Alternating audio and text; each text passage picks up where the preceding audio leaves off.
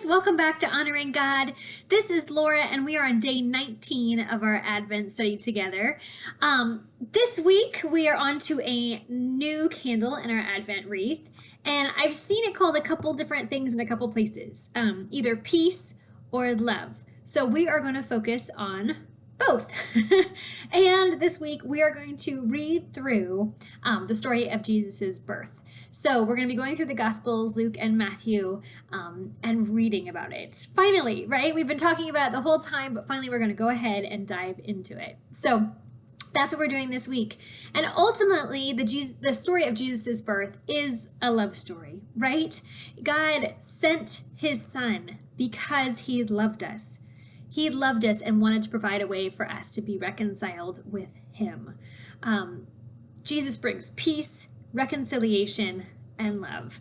And we walk through the Christmas story. May you feel God's peace and love this week.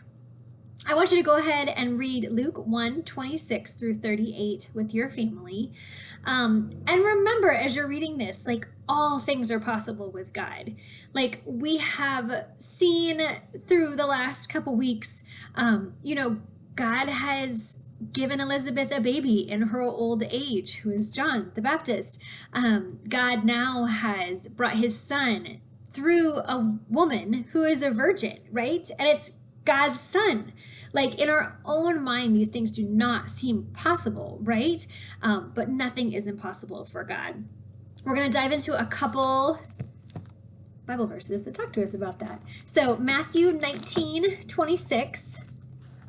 As I look it up with you, 19:26, Jesus looked at them and said, with man, that this is impossible, but with God, all things are possible. Jeremiah 32:17 tells us, Ah, sovereign Lord, you have made the heavens and the earth. By your great power and outstretched arm, nothing is too hard for you. And then we're going to go back and visit with Abraham and Sarah. Remember, I told you that that God had promised Abraham that he would have a son, and from that son would come the Israelites, right? The kingdom that the people that God had promised. And so when he says this, Sarah starts to laugh, right? And in Genesis 18:13, the Lord said to Abraham, why did Sarah laugh and say, will I really have a child now that I'm old? Is anything too hard for the Lord? I'll return to you at the point of time next year, and Sarah will have a son. Because nothing is too hard for God. Nothing is outside the realm of possibilities for God.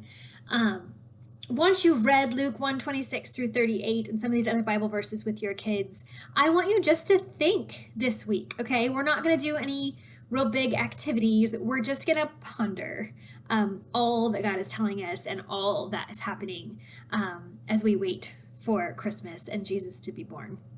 So today, I want you to ponder on what is some impossible things that you have seen happen. Some things that were outside of what you thought would be, but that have happened nonetheless, that God has brought about. Miracles, car accidents that should have happened that didn't, by the grace of God. You were like that close or something like that. Even dive back into the Bible and say, that is ridiculous. Why should that happen in our own thinking? It doesn't make sense. Like Joshua and the Great Wall, right?